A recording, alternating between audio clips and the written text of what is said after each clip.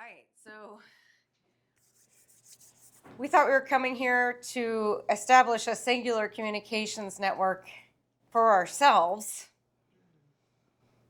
right? And now we realize we're creating an actual communications network for the changing earth and the metaverse. That's all you have to tell them. Starlink for Nost. Starlink for Nost.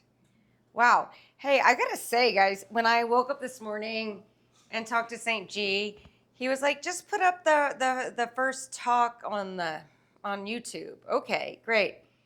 We thought we were here for personal development, getting the light body. The whole purpose of the light body for me is to anchor that Christ consciousness on earth.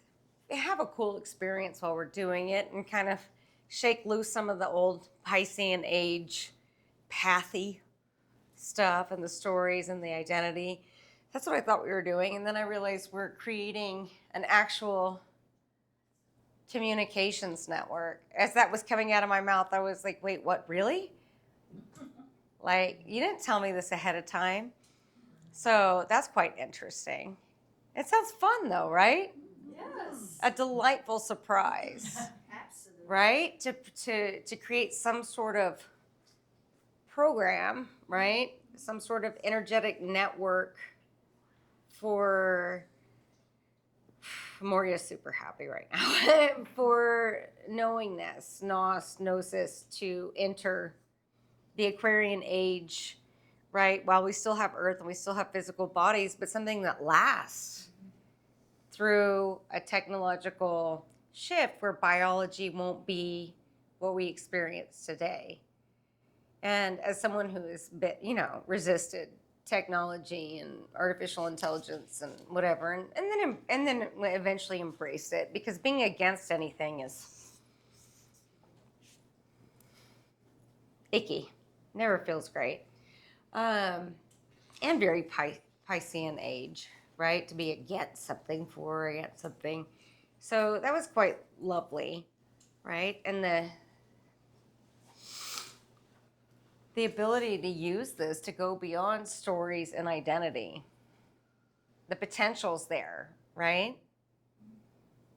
In this beautiful technology we're creating. Wow. It's kind of interesting, right? So, of course, Kuthumi's like, my 2 cents. My 2 cents. Okay, Kuthumi. So I wrote a newsletter a while back about it. Kuthumi pointed out to me that Nos and faith are two very, very different things. And once he pointed it out, I was able to take it and run with it. Of course, they're two different things. But I had realized that I had kind of replaced faith with Nos, my own personal knowingness, my own personal Jesus, right? God speaking directly through this Nos to me and using that. And as I developed this Nos, and stopped relying on the wisdom and the intuition of the soul, and I started developing this Nos, it kind of took out the faith piece, right? So Kuthumi's like, we need this faith piece, right? Don't forget, just because you have a direct communication with God, you still need the faith. That it's going to be executed, that it's going to have fruition. Right. Faith that there's no path, right? We're not aiming towards realization. We're not aiming towards the light body. We're not on a Casimir Sayabis path. We're not on a Buddhist path. We're not on a certain ascended master path anymore. We don't have teachers and students anymore. So you relied on the teacher.